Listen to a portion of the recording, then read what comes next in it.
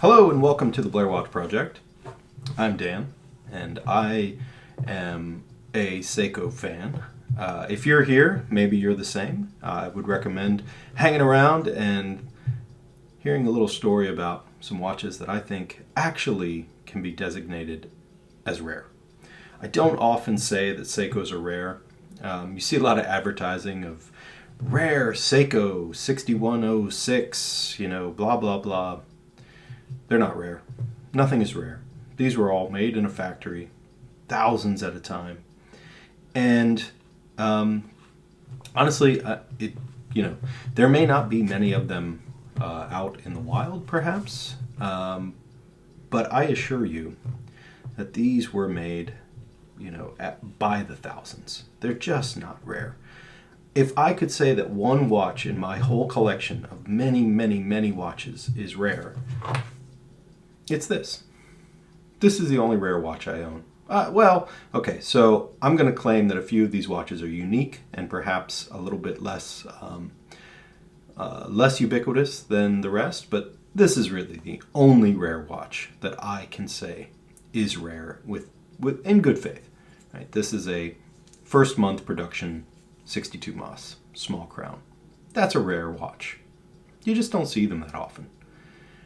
They made quite a few. This is the 4,000th one, something along those lines. But that's still in the grand scheme of Seiko Divers, a couple thousand watches is pretty rare. Who knows how many still survive?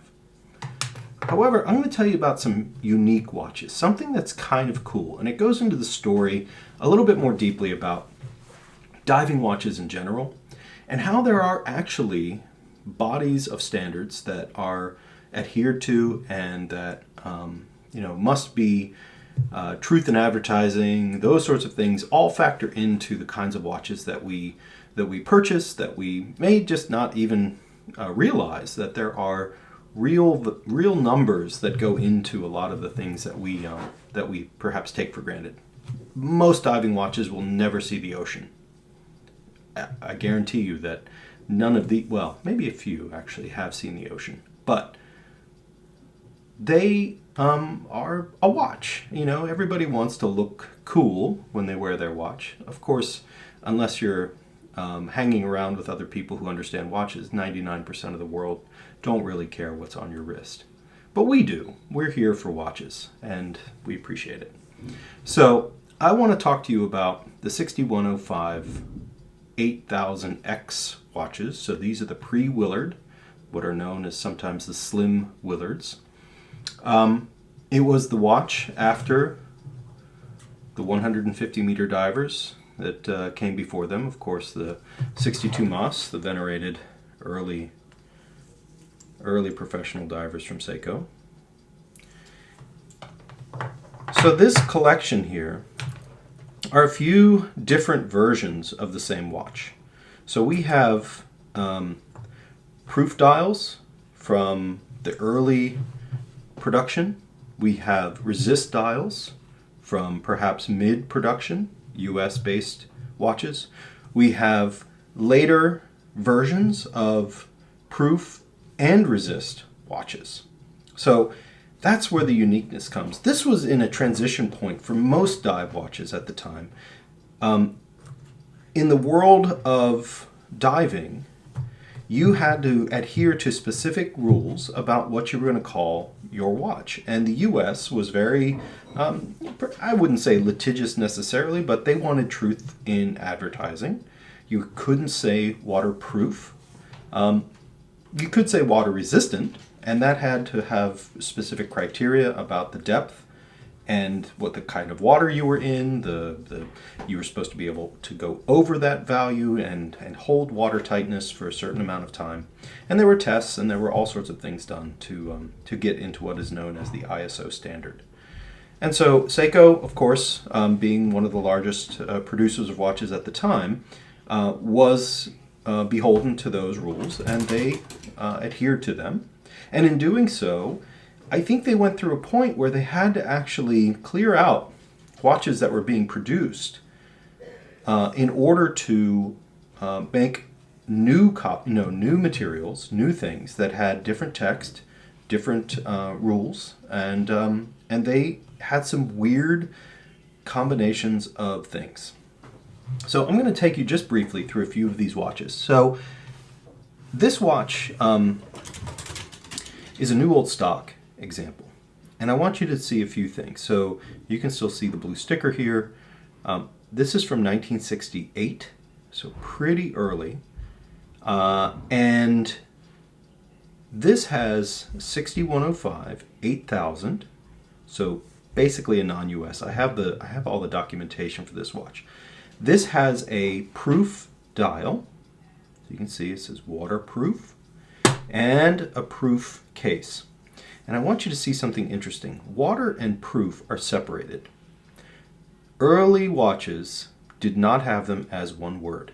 Waterproof, distinct words with a space in between. This has an A movement, 6105A, which is a non-hacking example. You can't put a hacking lever in it. And, date only, just like all the others. And so that's what they looked like in 68. Here's the next watch. This is a 100% original, untouched, unrestored, unfooled around with watch. And because of the scratches on the dial, it might be a little bit difficult to see. But this is a resist dial. So resist there. And also resist on the case back. Water resist with a space. This one's from 1969, so a year after that one was produced. And it's an 8009, which means it's a US destination watch, or North America. And that's the difference, in the sense that in 69 they were producing watches that had designation of resist and resist. And again, this is a 6105A movement, non-hacking. The next watch is a proof dial with a space between, of course, waterproof, 8000. This is again a non-hacking 1970, early 1970. So this is a 6105 8000 from 1970, from actually February of 1970. That's a proof. Okay, so that's a distinction. That's an interesting one to think about. We're going to come back to that one, because I want to talk about these two, but first I want to talk about this one. So this is another waterproof 8000 from 69, right? Proof, so that one goes back here. So these are all my early, before 1970. Then there's a line. We are in 1970 now. We've transitioned away from the earliest all-proof 8000s, resist 8009, and now we get to 1970. So our first 1970 watch was an 8000 proof. Let's look at this one. This watch is a resist text, 8000, March 1970, water, space, proof. Resist on the dial, proof on the back, with a 6105B movement, a hacking movement, as you can see. Now, I got this watch, and I thought, Seiko replacement dial. They just replaced the dial. There's no way. It's not marked. There's no number. But then I found another one. Then I found this one. This is Resist on the front. And look at this. Waterproof, one word, from June 1970. 8,000 with a B movement, which makes these two transitionals. They were transitioning from resist to proof, or proof to resist. I think my impression is that they were filling in where they could in the factory with materials that were mixed up, that were completely distinct in terms of what they said. But when they needed parts, they just put things together. Now, maybe you might be thinking, well, you're just kind of, seeing two particular examples of this. So the criteria for a resist proof is that it has a proof back, resist front, B movement, and seems to be in the mid-production of 1970, early to mid. Not too early, because this is a proof from just a month before this watch. Lots of things. So this is the kind of stuff that I get into. Now I'm going to take you over to my computer and we're going to look at a few details from other watches that I have found. Give me one moment. A pretty interesting listing. So when I started to try and find some of these watches, I was looking at all different kinds of places on the internet, as one does when you're doing research. And I thought, well, I know that Hodinkee had sold one of these, and I wanted to get a sense of what, what they had said about it. And so, of course, they had good writing, and so I looked. And so what you see here is a 1970 6105 8000, and this is, I think people generally trusted Hodinkee's vintage watch sales. They had some people who were fairly knowledgeable. And so after reading through this, I was looking through the pictures, and of course they do very good photography. Very nice. Good looking watch. I don't know who serviced their watches for them, but I looked at the front, 150M resist. Look at that. 062523 waterproof. One word. Now, the unique thing here is that, yes, it's waterproof. 2523 is slightly earlier than mine, which has waterproof as two words. So let's go over to a list item. What you see are three groups of watch dates. There's March 1970, June 1970, and July 1970. The ones here with asterisks, those are my watches. So I have the early one here and slightly later in the June production.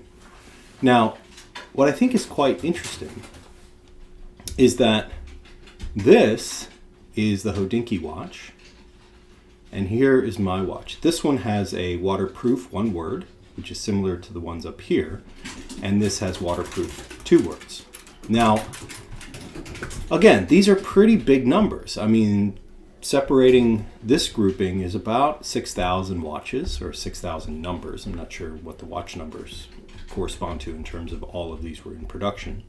This is about 3,700 watches in March, and about 680 watches in the early part of July.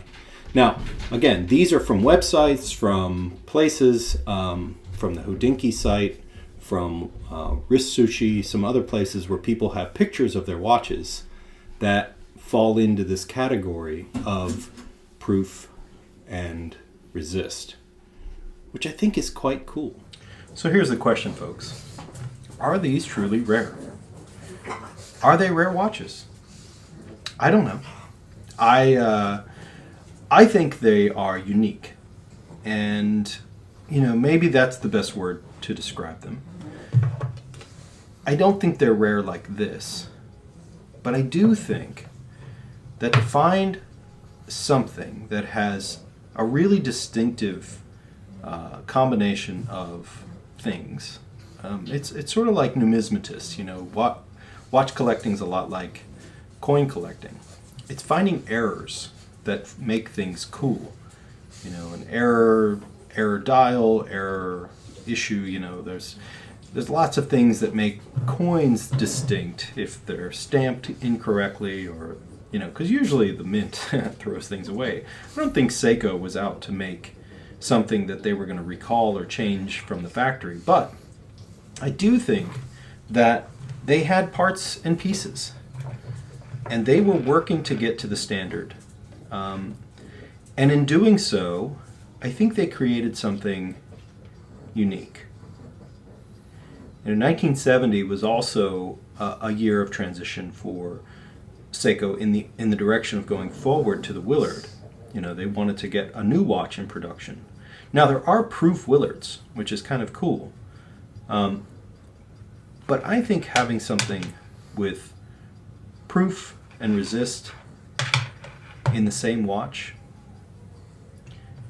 and, you know, I think I've done my documentation. I've done a little bit of homework here. I feel pretty confident that these are definitely watches that came from the factory in this way. I'd love to hear your opinions. Let me know what you think in the comments. All right, thanks for watching.